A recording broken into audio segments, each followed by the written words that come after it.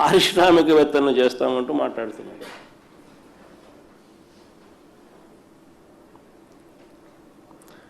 తానిచ్చిన హామీలు అమలు చేయకుండా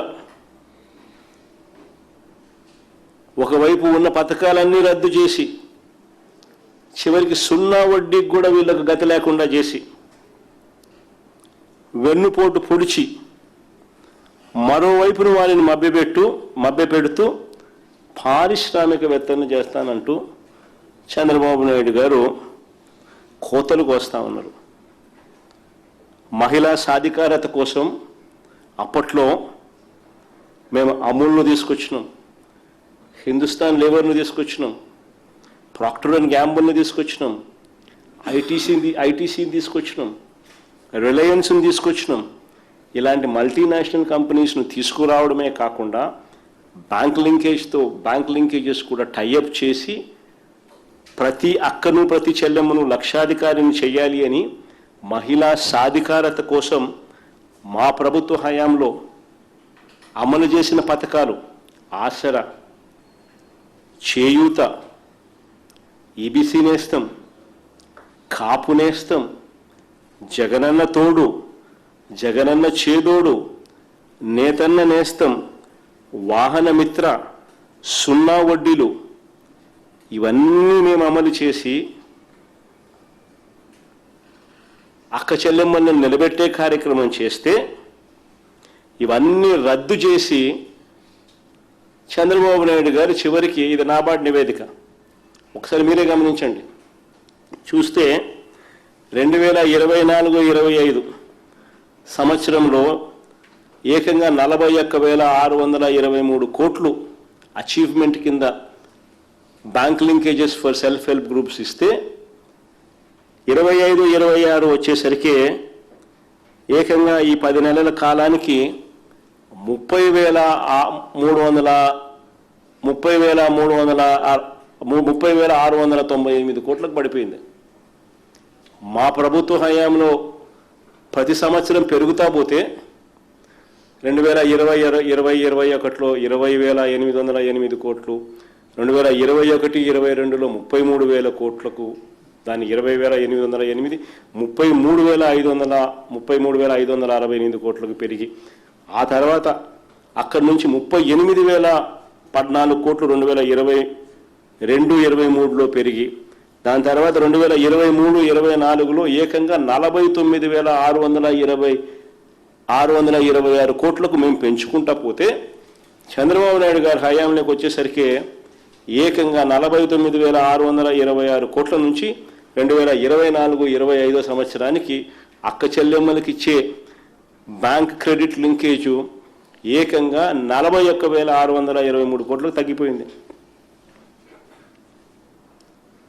అక్కడి నుంచి ఫర్దర్గా ఈ 2025-26కు వచ్చేసరికి ఈ 10 నెలల కాలానికి చూస్తే ఏకంగా 41,623 నుంచి 30,698కి పడిపోయింది.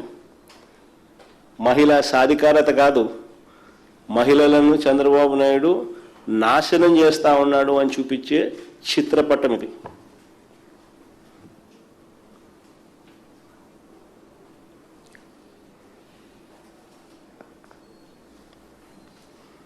మళ్ళీ ఇప్పుడు వారిని మోసం చేస్తూ పారిశ్రామికవేత్తలు చేస్తారంట. ఎంత మోసం చేస్తున్నాడు ఈ మనిషి, ఇంత అన్యాయం చేస్తా ఉన్నాడు.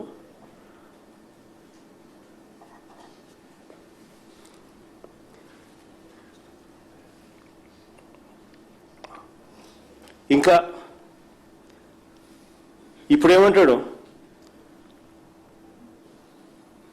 ట్రిపుల్ బెడ్రూమ్ ఇల్లు అంట. స్వామి, ట్రిపుల్ బెడ్రూమ్ ఇళ్ళ కదా దేవుడు ఎరుగు స్వామి. మా హయాంలో మేము శాంక్షన్ చేయించిన ఇల్లు పూర్తి చేసేదానికోసం ఆ డబ్బులు ఇవ్వండి స్వామి, ఇవ్వాల్సినవి అని చెప్పి మేము అడిగితే వాటి గురించి మాట్లాడు కానీ ఏకంగా ట్రిపుల్ బెడ్రూమ్ ఇల్లు ఇస్తానంటూ చంద్రబాబు నాయుడు మరొక దొంగ మాటలు మాట్లాడుతున్నాడు.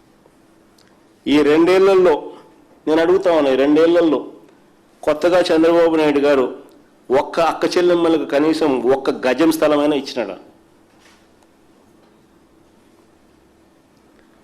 1 ఇంటి పట్టా ఇవ్వలేదు. కొత్తగా ఒక్క ఇంటిని కూడా శాంక్షన్ చేయించలే.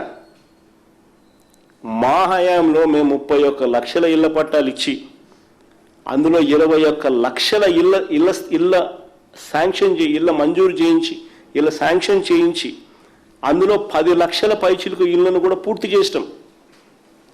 మిగిలిన ఇల్లు వివిధ దశల్లో కడతా ఉన్నారు, వివిధ దశల్లో ఉన్నాయి. ఆ వివిధ దశల్లో ఉన్న ఆ ఇళ్లను పూర్తి చేయడం కోసం ఇవ్వాల్సిన డబ్బులు వాళ్ళకు ఇవ్వాల్సిన డబ్బులు కూడా ఈ మనిషి ఇవ్వడంలో డైవర్ట్ చేసినాడు.